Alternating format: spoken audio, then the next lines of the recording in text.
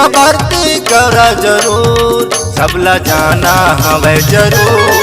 लइका पढ़ाना है जरूर, एहा हवे बड़ा मशहूर।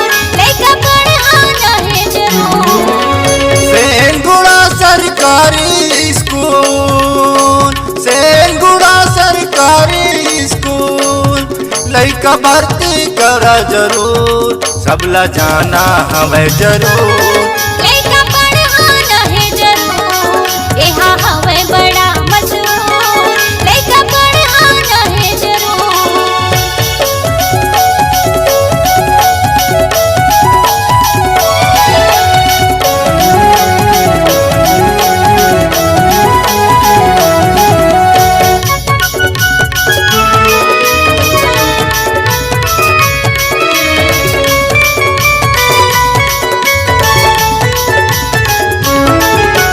नदिया के तिरमाला के हावे सुघर स्कूल मन भावन है। सुघर स्कूल मन भावन है। अशोक गुरु जी शिक्षा दी, जेकर बोली लुभावन है। एकर बोली लुभावन है।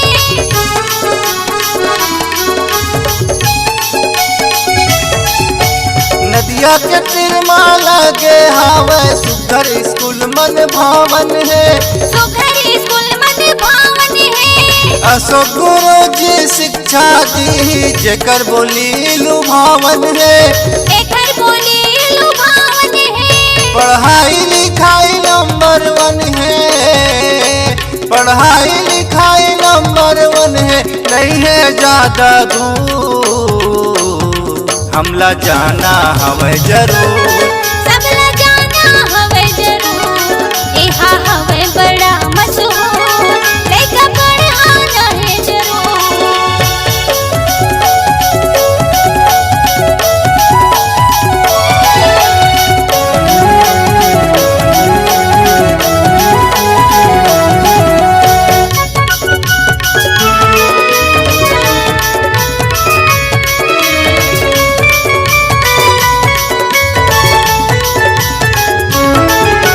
फ्री में मिली कॉपी पुस्तक, ड्रेस मोजा जूता टाई जी। ड्रेस मुझे जूता टाई।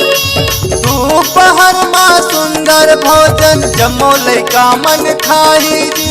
जमो लइका मन खाई।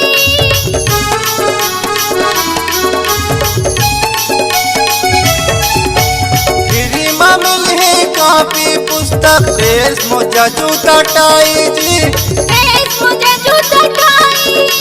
दोपहर में सुंदर भोजन, जमो लइका मन खाई जी। जमो लइका मन खाई। पढ़ लिख के अधिकारी बनही, पढ़ लिख के अधिकारी बनही, गाँव होई मशहूर, सबला जाना हवे जरूर। लइका पढ़ाना है जरूर, एहा हवे बड़ा मशहूर। लइका पढ़ाना है जरूर।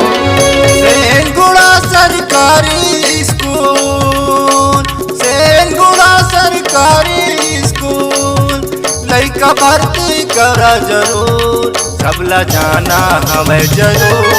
लइका पढ़ाना है जरूर, एहा हवे बड़ा मशहूर। लइका पढ़ाना है जरूर।